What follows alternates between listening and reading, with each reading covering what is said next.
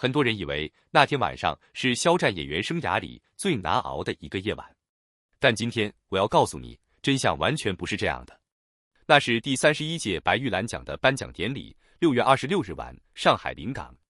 红毯尽头，肖战身穿一身合身的西装压轴登场，那是他人生中第一次凭借一个角色站到了白玉兰最佳男主角的提名名单上。这个提名分量有多重，可能很多人没概念。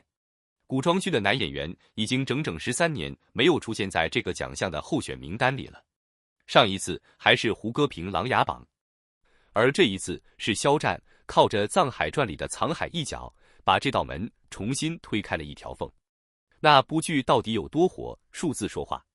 央视8套收视率破了 2.1%， 全网播放量是去年的年度第一，海外190多个国家和地区同步播出， IMDB 评分高达 9.5 分。这些成绩单摆在那里，谁都挑不出毛病。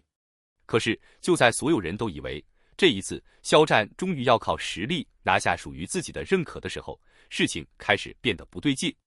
颁奖典礼当晚，藏海传剧组一共入围了6个奖项：最佳电视剧、最佳导演、最佳男主角、最佳男配角、最佳摄影、最佳美术。6个提名几乎覆盖了一部剧能拿到的所有核心荣誉。然而颁奖结果一项一项公布下来，藏海传的名字一次都没有被念到。6题零中颗粒无收，就连最容易拿的技术类奖项摄影和美术也全部旁落。消息一出，整个舆论场瞬间被点燃，热搜爆了，讨论炸了。有观众直接质疑说，这是评委会在用肖战的热度给典礼拉收视率，最后却一个奖都不给，这波操作吃相未免太难看。也有人翻出旧账，说知否知否，当年7题零中，古装剧在这个奖项面前好像天生就矮人一头。但另一边也有人站出来说句公道话，他们说白玉兰历来偏爱现实题材，这不是针对谁，而是评委会一贯的审美取向。肖战首次提名就要直接拿奖，本身就没有先例，能杀进候选名单本身已经是一种被主流认可的信号。一时间，两种声音吵得不可开交，几乎要把这场颁奖礼变成一场关于公平与流量的辩论赛。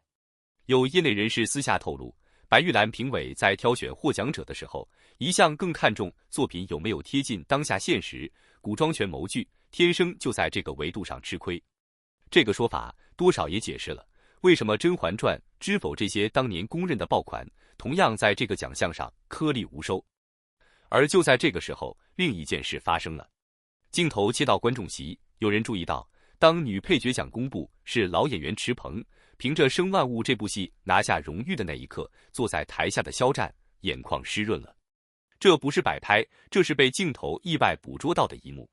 有网友说，那种湿润不是尴尬，也不是失落，而是一种发自内心的为前辈由衷高兴的情绪。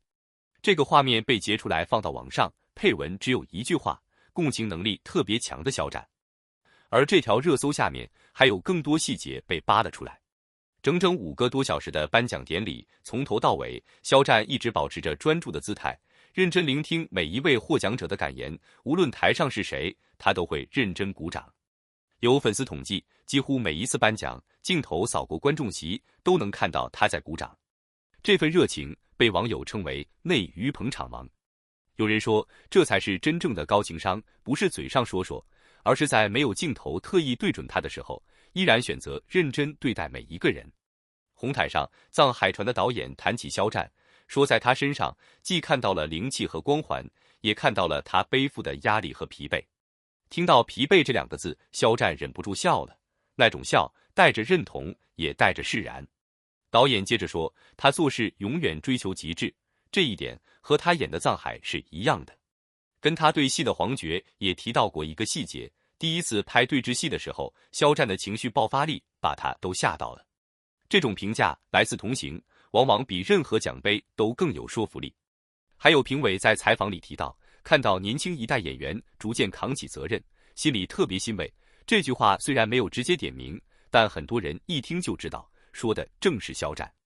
说真的，一个演员想要走到聚光灯下，光有热度是不够的，能不能在没有镜头对准自己的时候，依然守住自己的教养，这才是真正难演的一场戏。而这一晚，肖战恰好演对了。如果你也觉得这样的肖战值得被更多人看见，记得点个赞，让更多人看到这个故事。时间来到提名晚宴那天，肖战上台发言，语气谦逊的几乎让人意外。他说：“非常开心，非常荣幸，能和这么多优秀的演员齐聚一堂，前辈是自己学习的对象，未来会继续踏实拍戏。”没有一句提到奖项本身，只有感恩和敬重。颁奖当晚结果揭晓之后，红毯上他遇到孙俪，两人握手寒暄，他笑着说了一句：“明年再战。”语气很轻松，看不出半点失落。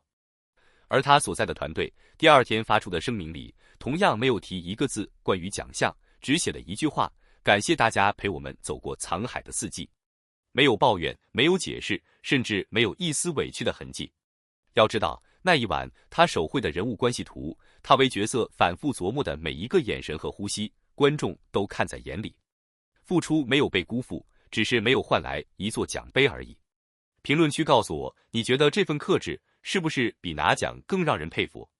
其实，一个奖项能不能拿到手，很多时候牵扯的因素太多太复杂，题材偏好、评委口味、资历排序，都不是一个演员能左右的事情。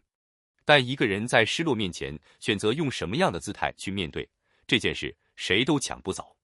换作是你，辛辛苦苦拍了大半年戏，作品口碑收视双丰收，结果颁奖那晚6个提名1个不落地，全部落空，你还能笑着说一句明年再战吗？说出来你可能不信，很多习惯了鲜花掌声的演员未必能做到这份从容。6提0中的那个晚上，肖战最终还是没有捧起那座属于胜者的奖杯。但也正是在那个夜晚，所有人都看见了比奖杯更珍贵、更有力量的东西。当结果公布的那一刻，他眼眶微微泛红，却依然保持着真诚的微笑，用掌声送给每一位获奖者，也用最平静的姿态回应了所有期待与遗憾。那一刻，他没有为自己辩解，没有刻意制造情绪，更没有让失落掩盖风度。真正打动人心的，从来不是一场胜负，而是一个人在面对遗憾时所展现出的修养与格局。整整5个多小时，现场观众一次又一次把掌声送给他。那些掌声不只是因为他的人气，更是因为他始终认真对待每一个舞台，珍惜每一次机会，也尊重每一位同行。观众愿意为他鼓掌，并不是因为他一定要赢，而是因为他值得被尊重。很多人都说，真正优秀的人不会因为一次失败而失去光芒，真正能够走得长远的人，也不是靠一座奖杯来证明自己。奖项可以定义一个瞬间，却无法定义一个人的全部。时间终究会告诉所有人，作品会说话，努力不会被辜负，人品更不会被遗忘。正如有网友说的特别好，奖杯会生锈，但那份共情会被人记住更久。或许很多年后，人们未必还记得那一晚奖杯属于谁，但一定会记得有一个人在遗憾面前依然保持体面，在掌声中依然保持谦逊，在聚光灯下依然保持真诚。而这或许才是真正属于肖战的高光时刻。我们下期见。